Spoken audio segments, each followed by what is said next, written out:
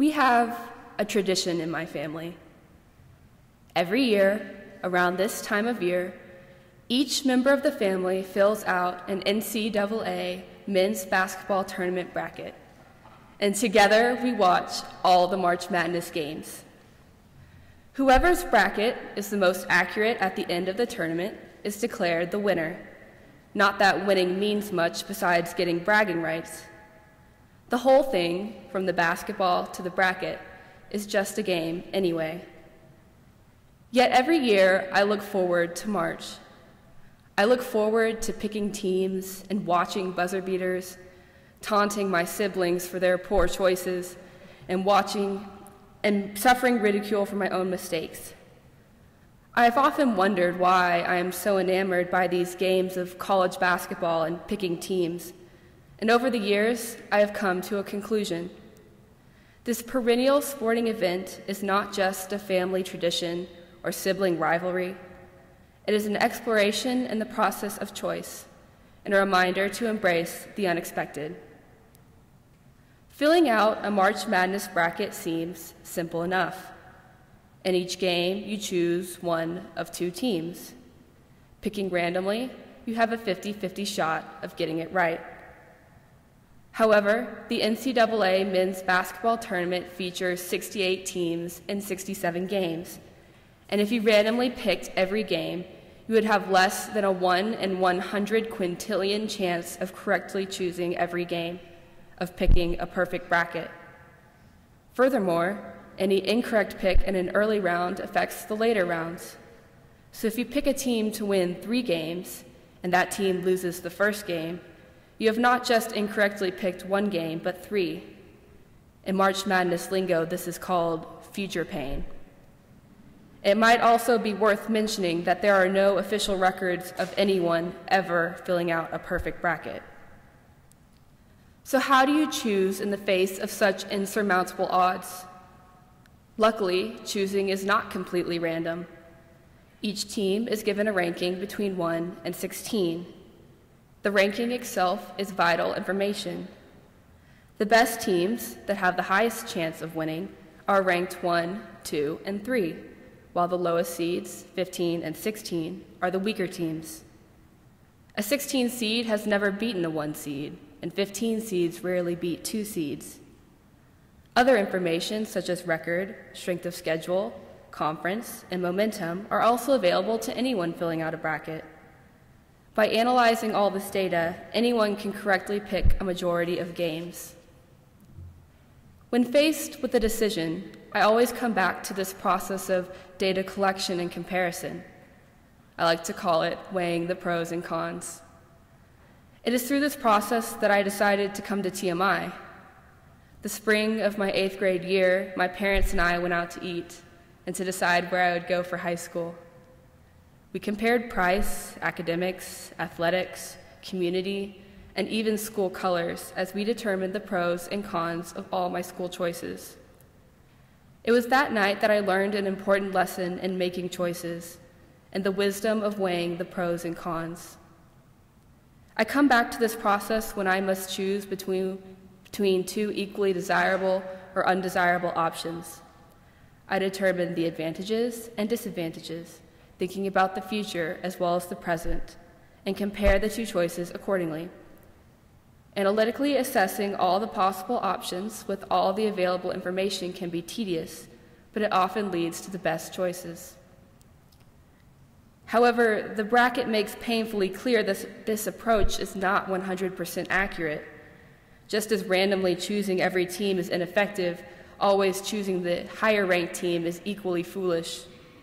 If you have ever watched ESPN the day after the bracket is released, then you know that predictions and discussions continue for hours on end, and one annual point of discussion focuses on which teams were overrated and which teams were underrated by the committee. What this means is the so-called information available in the rankings may be inaccurate. Even though a team is ranked as a 7, a general population may agree the same team should actually be ranked an 11. Or perhaps you are new to filling out a bracket and lack experience. Then you may not know all the same information as a seasoned competitor. When you lack information, or the information you have may be inaccurate, choosing by analysis, by weighing the pros and cons, becomes difficult. Other strategies for choosing are necessary. Perhaps the next best strategy to choosing is following your intuition. We have all been faced with the tragic dilemma of narrowing a multiple choice question down to 2 answers, only to be forced to choose one or the other. In this situation, we use intuition. Some may equate intuition to luck, and some may think a good intuition is innate, is something you are born with. But in my experience, intuition is not solely innate. Intuition is a function of experience and practice, hard work and understanding. In the hypothetical multiple choice question, your intuitive sense of the correct answer will be better if you have taken many multiple choice tests before. In playing basketball, intuition, or understanding the game, is just as important as the physical aspect, and intuition is important in picking your teams too. Watching teams play and having filled out brackets before can give you an intuitive sense of which teams have the potential to go far and which teams will choke. Let's recall something I mentioned earlier. No one has filled out a perfect bracket. Reason and intuition together still cannot achieve a perfect bracket. It is because March Madness is not called March Madness for nothing. It is about the underdogs, what are commonly called the Cinderella teams. Take, for instance, the 5 versus 12 matchup. Of the 4 5 versus 12 seed games, chances are the 12 seed will win at least one. The problem is, in which game will a 12 seed win? This example illustrates the most difficult aspect of filling out a bracket. It is one thing to know that there will be a Cinderella team, that an underdog will pull off an upset, that something unexpected will happen. It is something else altogether to know which team will go off on a miraculous winning spree. This is the conundrum of March Madness and of life. How can I predict the unexpected? The answer that I am left with is not one that is easy for me to accept. I cannot predict the unexpected. I cannot look into the future and see the outcomes of my choices, just as I cannot determine which picks I make are good and which will lead to future pain. This is a problem for me. I do not like surprises. Deviating from the plan drives me crazy, and I cannot stand being late. I want to be in control of my life. And yet the reason I love college basketball is because of the unexpected. I watch religiously in order to see the comebacks, the upsets, and the buzzer beaters, the 6 overtime games, the controversial calls, and the passion. I love the madness. I have realized that this game of basketball and this game of picking teams has taught me about a final type of choice that I have struggled to make, the choice of spontaneity. So often we get caught in the rut of habit, in the comfortable routine, in the predetermined plan. We stick to what we know and expect.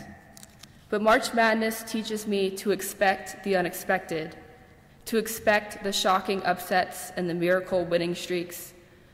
Not only that, it teaches me to accept the unexpected. No one has ever filled out a perfect bracket, so I go into the game knowing that I will not be perfect, that I will be wrong. Because of this, I can watch each game for its excitement and enthusiasm, not to prove my intellect. But the bracket also teaches me to instigate the unexpected, to deviate from the plan, to pick a team because they have the better mascot, to be spontaneous. Because caught in the drudgery of the routine, it is easy to forget that life without spontaneity is boring. Just as no one has ever filled out a perfect bracket, no one has or will ever live his or her life perfectly. We all make mistakes, we all get caught in something unexpected. But when it comes to making choices, remember the bracket. Remember to weigh the pros and cons and to use your intuition, but also remember to sometimes make the spontaneous choice and just let the madness begin. Thank you.